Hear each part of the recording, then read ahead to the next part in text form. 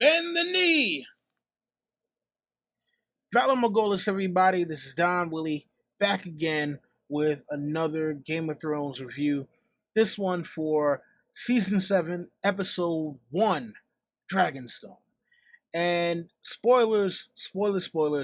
So if you have not seen the episode, click off now, come back later and talk to me. All right. So we start off with Walder Frey. And the way that they did this, it was kind of, you weren't sure whether or not this was a flashback or if it was present time. But as the scene unfolded, we see that it is definitely present time, and we find out that it is actually Arya wearing Walder's face and getting sweet revenge on the rest of the Elder Freys, all of the Freys who mattered. And apparently, Arya has seen Scarface because she played by the rules of no women and no children. So there are still some Freys out there. It's just that none of them are going to be old enough to really do anything. So that was a pretty interesting scene. And it was a very good opening to the actual episode itself. Um, I thought it was a great opening to the episode. And as far as cold openings go, um, if not the best cold opening, top three. I mean, we've only got like five cold openings, but top three of the cold openings. Anyway, and then we get obviously our standard introduction to the episode. And the one thing that kind of grabbed me about this one was, even though Cersei is queen now, we still see the Baratheon stag on top of the Red Keep as opposed to the Lion of Lannister. Now, I've talked to some people and they were like, oh, well, it's because Joffrey was the king and so was Tommen, so she's trying to claim legitimacy through the Baratheon line since she was Robert's queen, etc., etc. I'm like, okay, that's cool and all, but I mean, like, if she's claiming herself as queen under the name Lannister, I figured it would have been a Lannister line, but you never know. Also, we get Old Town. Now, Sam has been in Old Town before, but this is the first time that Old Town shows up in the opening intro, and I love it. I thought it looked amazing. I thought it was, um, well handled in terms of them showing the high tower, and it kind of showed that the Citadel was a different place from the high tower because the way that they did it before, it was kind of hard to tell whether or not they were saying that the Citadel and the high tower are the same thing. Um, but no Essos. I was actually a little shocked by that. No Essos whatsoever. Well, not that I was shocked. I was actually kind of saddened by it. I like seeing Essos, and unless we get the Iron Bank and also the Faceless Men or some other thing, we won't be seeing Essos in that intro again. So no more Marine, no more Titan of Bravos. Yeah, and that to me is a little sad. After the intro, we get the Night King and his army, and oh boy, that army is something. We can see a lot of the wildlings from Hardhome. We also get to see some giants that we've never seen before. I've seen people speculate that they thought one of the giants was 1-1, but how in the world would he get north of the wall? So yeah, I don't think that's 1-1. I think that was another giant that was killed, and they're just trying to illustrate that the Night King's army has gotten even larger, and the White Walkers are an even greater threat than we thought before. So this is going to be something when he actually gets south of the wall. Oh boy, oh boy. But then we also see Bran getting to the wall finally. Him and Mira. Dolores Ed opens up, and he's thinking at first that they might be wildlings. I mean, and based on the way that they were dressed, Yes, they did look like they were wildlings, but luckily for them, they weren't. But the funny thing is when Mira says, "I'm Mira Reed, daughter of Howland Reed, and this is Brandon Stark." Uh, when Bran gives the explanation for how he, his proof of how he's uh Rand Stark, Dollar Savage is kind of like, "All right, listen, man, you know a lot of shit, so come on through. I ain't got time to think about this right now. Army of the Dead coming and all that. Fuck that. Come through the wall." So that was kind of cool. I wish we got to see more Bran, but it is what it is. Um, but staying in the north, we get to see John making his battle plans in order to defend the North and, by proxy, the rest of Westeros against the Night King and his army. And this was an interesting scene. And I remember I was on Talking Thrones, one of his first guests, I believe, and we had talked about what was going to happen in season 7. I told a bunch of people that I thought there was going to be some friction between Sansa and Jon, and a lot of people, chastised me and derided me and called me all kinds of names, saying that I was wrong and that Sansa and Jon were fine. Have any of you watched season 7, episode 1? So John brings up that the two northernmost castles are Last Hearth and Carhold. And I mean, I know that in the books, the Last Hearth is the actual last castle before you get to the wall. I have to look at the position of Carhold because I'm not 100% sure where that is in regards to the book map. It might have changed it for the show just to fit the narrative, but that's neither here nor there. But you have Bronjon Royce who says, "Hey, you know what? Tear the castles down, and we'll figure out some other plan from there." And I'm still not sure why Bronjon has any sort of say in any of this. And I'm wondering if John is not only the king of the North, but is he also the king of the Vale as well? Because if Bronjon Royce and the Knights of the Vale are still there, and they have Jon Snow's ear. I'm wondering how that whole dynamic is, and maybe we'll see that play out throughout the rest of the season.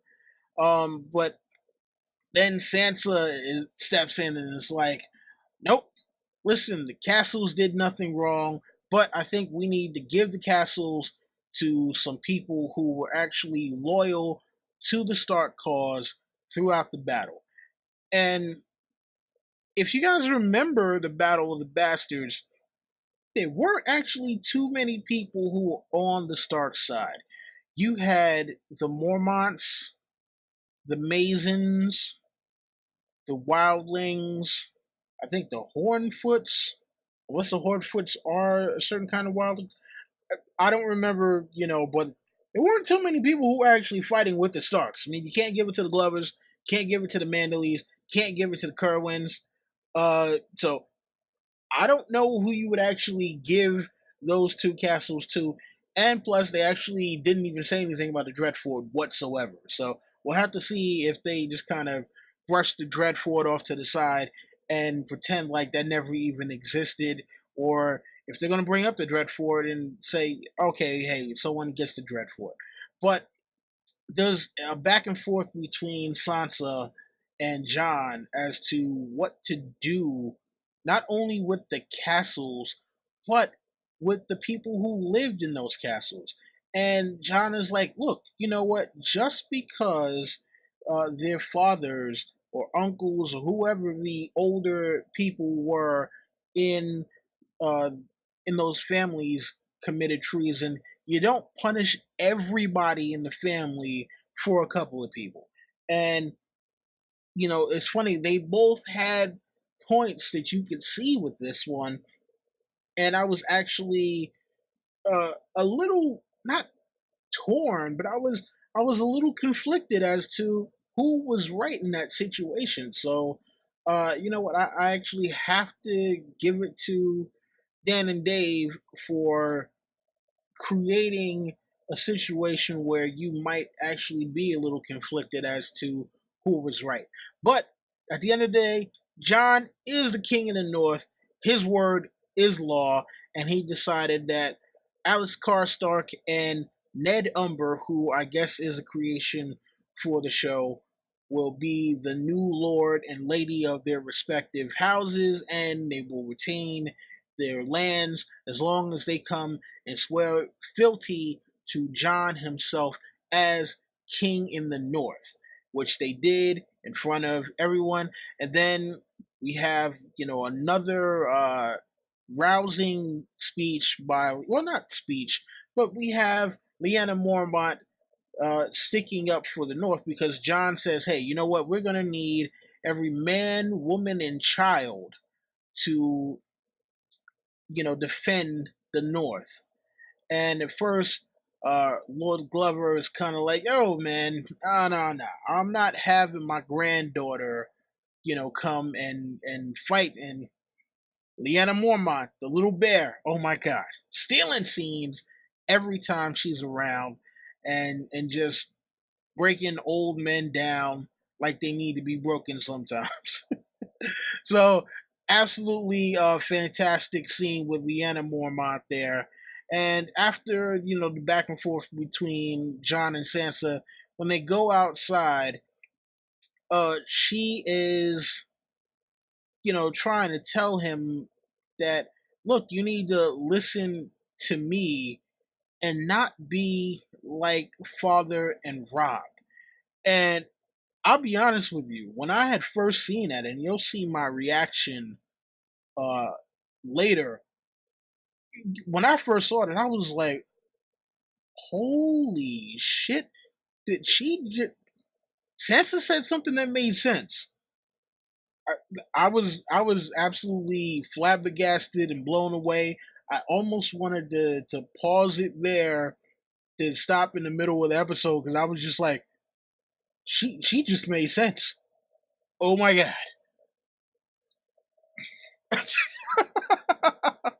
So I don't know if I'll ever say those words ever again, but two times in one episode, Sansa actually had the right idea. Wow. So then we transition to Cersei and Jaime in the new map room. They're going over strategies, and they're talking about the fact that Daenerys Targaryen is going to be landing her fleet at Dragonstone, and they are currently surrounded by enemies everywhere. They know that someone slaughtered the Freys. They have absolutely no idea who it was at this point. Now, understand, it may have been that someone told her it was a Stark girl uh, that killed all of them, but they're not going to believe that. If they heard it, like, oh, come on, yeah, one Stark girl killed the entire Frey male line. Yeah, sure. So I can understand if when the information finally got back to Cersei that it was, some random person that came and killed him. Uh, but it said we need allies, and Cersei had a plan for an ally, and that ally happens to be Euron Greyjoy. Now, look, with all of the talk of Euron and just kind of how he doesn't look like his book counterpart. He doesn't really act like his book counterpart that we know of. Um, there's still a lot to be seen as far as what he will bring to the show as being a villain, because the actor has said that he's going to make Ramsay look like a little boy. So we got to see what it is that he does. Uh, but the thing I got to say is his ship, his flagship. Oh my God! No matter what you might want to say about where he got the wood from or whatever may have you, that ship was awesome. That ship was man, that ship was amazing, absolutely amazing. So, great job on whoever designed Euron ship for that show. Um, yeah. So, but the funny thing about Euron, I mean, so he took 10 trillion jabs at Jamie every chance he got. You know, he tells Cersei that I've come with 1,000 ships and two hands. Oh my god! And the look on Jamie's face, and then when Cersei was like, "Well, how can I trust you? You killed your brother," and he was like, "Well, hey, you should try it sometime. It feels good." Now he could have been talking about Jamie. He could have been talking about Tyrion. Um, some people will interpret it differently, but I'm pretty sure Jamie did not take too well to that statement, and it was just one of those things where Euron was steadily pressing his luck, but he didn't press too far because the mountain was there to make sure that the man stayed in his place. And after he comes with his marriage proposal, Cersei is like, nope, not good enough. So, Euron decides, okay, I got it. Look, I came here empty handed, with this whole marriage proposal thing. How's about this? I'll come back with a gift, something. I'll make you an offer that you won't be able to refuse. So we kind of got a lot of Al Pacino going on here. First we got Scarface, and now we got Godfather. So we'll see what happens. But yeah, you know what? I'm not sure about Euron's look. Euron looked like he was auditioning for the Village People, not being some high seas, uh, super badass pirate. I'll be honest with you. I wouldn't have been scared of him. Yeah, if that was me, I wouldn't have been scared of him. Not dressed like that. Oh man. But next we transition to Sam at the Citadel, and apparently he's been there for a little while, going through the mundane task that they've assigned to him, cleaning chamber pots, helping the maesters log the books, put the books back after they've finished using them, and serving the maesters their food day in and day out, apparently. And finally we get him meeting an archmaester. Now, for some people, a lot of people have thought that this Archmaester was Marwyn, and it's not. It's actually Archmaester Ebros. If you look at the show notes, he's listed as Archmaester Ebros, but for some reason in the show, Sam has not called him by his name as of yet. He just called him Archmaester. So maybe in a little while we'll see him, in an episode or two, he'll call him by his actual name. Uh, Sam sees some books in a restricted part of the library. Now we come to find out that this part of the library is restricted only to maesters. Sam is still an acolyte, so he does not have permission to go into that part of the library. And the funny thing about it is, Archmaester Ebros says that he actually believes Sam about the White Walkers, but he's like, look, storms come and go all the time. We've lasted for thousands of years. People thought that the world was going to end. The world did not end before, and it will not end now. So, yeah, listen, don't worry about it, Sam. We'll be here. Continue your studies. We're good to go. Sam was like, look, man, I haven't seen them White Walkers. Fuck the dumb shit. He goes, he steals a key from another gentleman who happens to be a little infirmed, it would seem. And if this is like anything like in the books, then that would have been Archmaester Walgrave, but we didn't get a name for the maester that he stole the key from. But he goes, he steals some books, and then he's gonna go check those out later on in the episode. But before we get there, we got to talk about Littlefinger trying to spit game to Arya. Arya totally practicing her karate and just whoo, block, block, block. You know, I mean, it's funny because Brienne is there practicing with Podrick.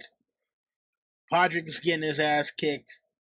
In comes Tormund, Giant's Bane, and Peter Baelish is overlooking Brienne and just like, hey, well, I heard she beat the Hound, so she gotta be worth something. And he's talking about how he wants to make Sansa happy. And Sansa is just having absolutely none of it. She doesn't want to hear a word the man has to say. And listen, we'll see what happens later on. I mean, he's already kind of manipulated her into disrespecting, or not disrespecting, but undermining Jon in front of the Northern Lords. So we'll have to see what kind of influence he might still have on her later. Now, crazy thing with this is that when Sansa is talking to Brienne after Littlefinger leaves, Brienne is like, "Hey, why is he still here?"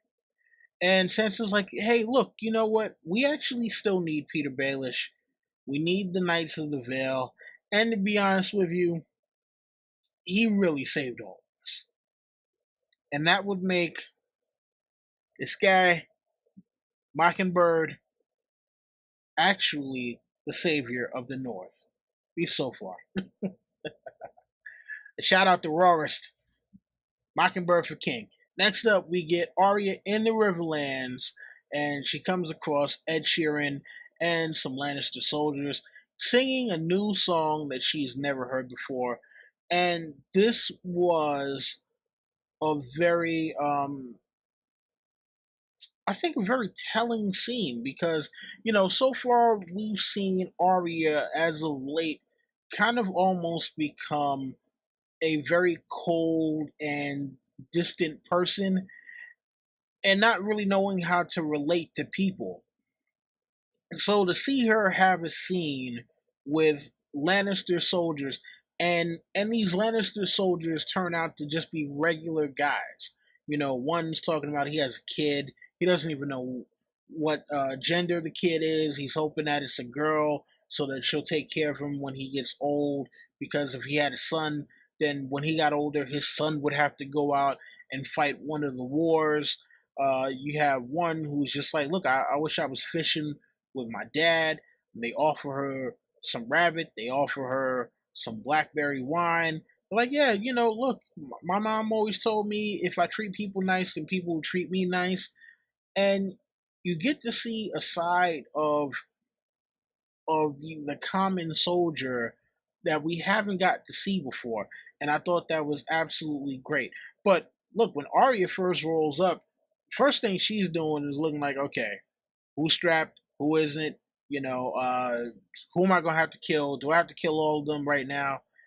And it's just funny because they're talking about that they're going to quell whatever turmoil is in the Riverlands by the twins after the phrase got slaughtered, and they're like, "Oh, where are you going? King's Landing? Really? What are you going to do in King's Landing? I'm going to kill the queen."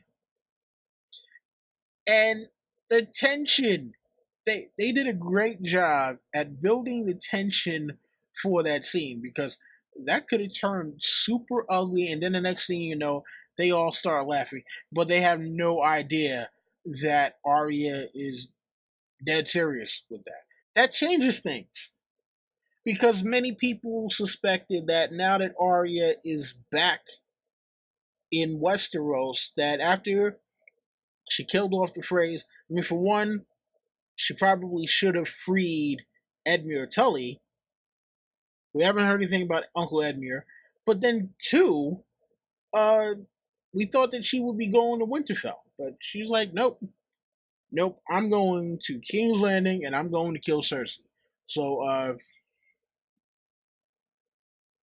yeah, I think that Cersei's days might be numbered. I don't think that she's gonna get killed off this season, but if she got killed off next season, with Arya wearing someone's face, I don't think we should be surprised. That's all I'm saying. But the fact that she is not going to Winterfell actually is a shock. So I don't know if we'll ever see Arya meet up with her brothers and sisters ever again.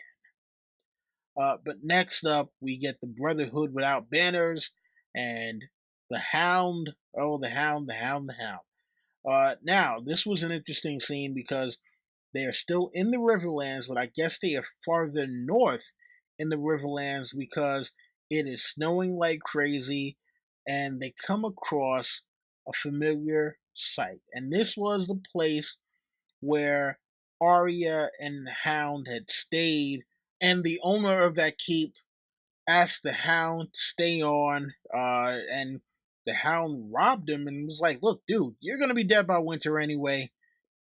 You don't need this money. I'm gonna take it. It'll be better use in my hands." So, being absolutely ruthless. But look, let's be honest, he was right. Him, the Brotherhood Without Banners go inside. The whole place has been practically stripped bare. The father and daughter are huddled in the corner. They are dead, deader than dead. You know, they're practically nothing but bone at this point. And, you know, the Hound is kind of remorseful a little bit about it. He's gone through, a great deal of changes, and we see the look on his face where he's just kind of like, damn, you know what? Shouldn't have robbed the dude. I mean, yes, he was gonna die anyway because he just wasn't a warrior like that. But I probably shouldn't have robbed the guy.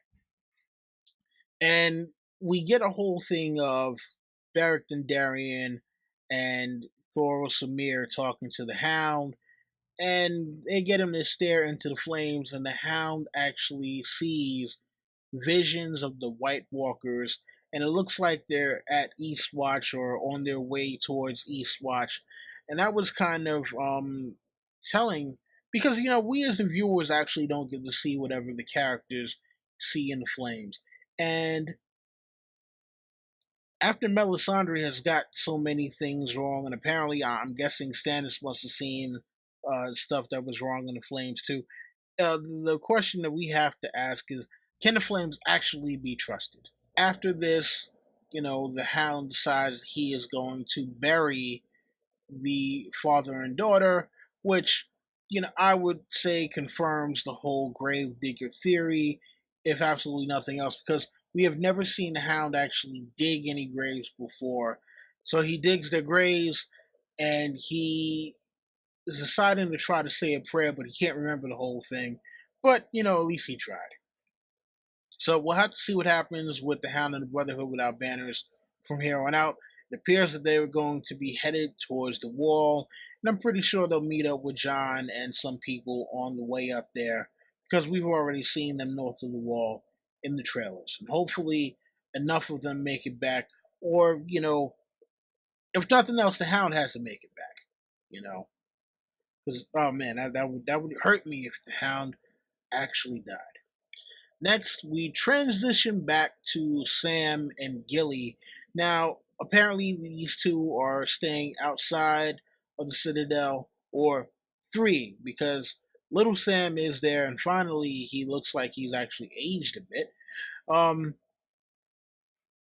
so they're staying not too far from the Citadel, and they're reading through the books that Sam has pilfered from the library, and the funny thing is, we come across Littlefinger's cat's paw dagger.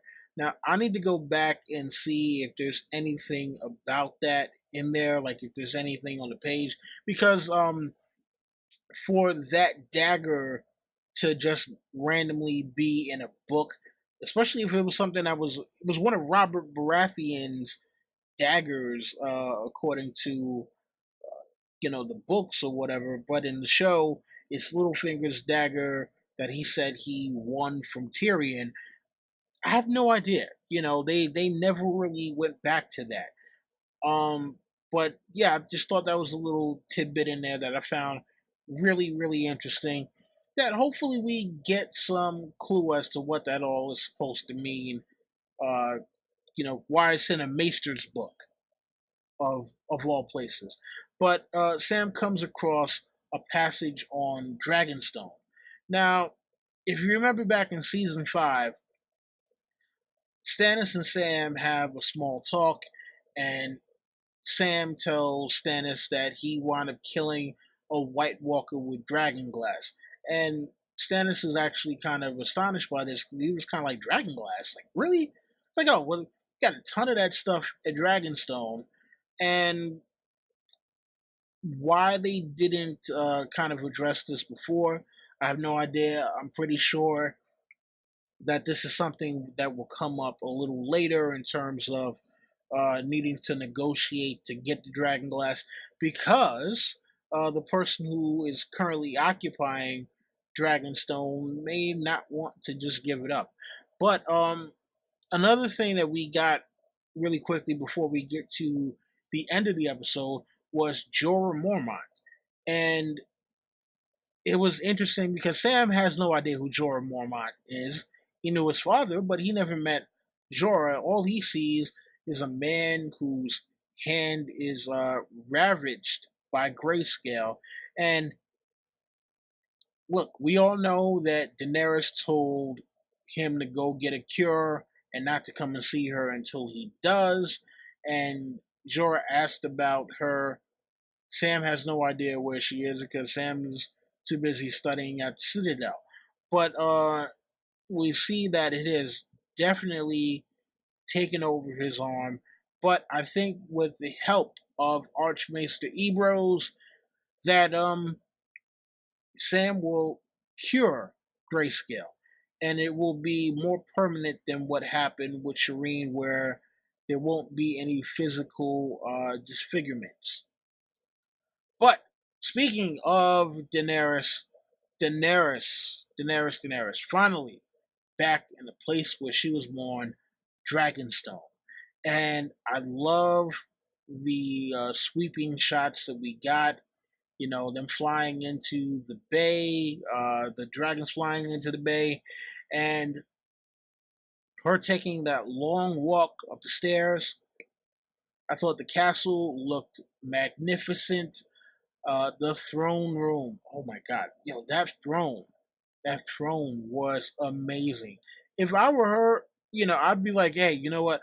I'm moving the capital here. This is a much better looking throne than the Iron Throne. Because remember, she saw what the Iron Throne looked like in the House of the Undying vision, so it's not like she doesn't know what the throne looks like. But I don't know if any of you noticed, she so people have brought up that she did not touch the Iron Throne in the House of the Undying Vision, and also she did not touch the throne inside of Dragonstone either. So interesting. Also, then she goes to the map room that we first saw in season 2 of Game of Thrones with Stannis Baratheon, that was created by her ancestor Aegon Targaryen. And she goes through, and it's funny because the Baratheon sigil is still there. She takes that down, and like, it's such a barren and dark place. I mean, totally abandoned. Which, I mean, that's what they wanted to do. They did that. They abandoned the castle in the show, but I thought that was a very not necessarily heartwarming scene, but it definitely gave me some feels. It was definitely a good scene just to show Daenerys in an unfamiliar place, even though that was the place where she was actually born. So we'll have to see what happens with her and her time at Dragonstone. And the episode ends with her saying to Tyrion, "Shall we begin?" So yeah, this was a pretty solid opening. nothing mind blowing. Wasn't greatest episode ever, but it was pretty solid. I give it a 7 out of 10. You know, I think that there were some things that they kind of did in terms of pacing that slowed it down a little bit that they could have worked on, but everything looked good. It was coherent. There's nothing in there that was egregious or 100% illogical, but I just wasn't blown away by it. You guys let me know what you think about this one. I'll be back again, of course, next week with another one of these. And if you want to check me out live, you can catch me after the show on Sundays on Hype's Watch channel with my friends. And we'll be talking about this live, for a little while longer. And I will be back, of course, later this week with Will It Happen in the Books, where I take scenes from the actual show and break it down and uh, try to predict whether or not some of these events will happen in the books or not. And then also, of course, on Thursdays, I'll be doing another uh, profile. And I do believe that this week will be Patch Face as requested by subscriber Ion Tron. So, you guys already know the deal. Rate, comment, subscribe, share. Tell your friends, come back for more. That has been my time, and this is Don Willie saying, Valor Harris.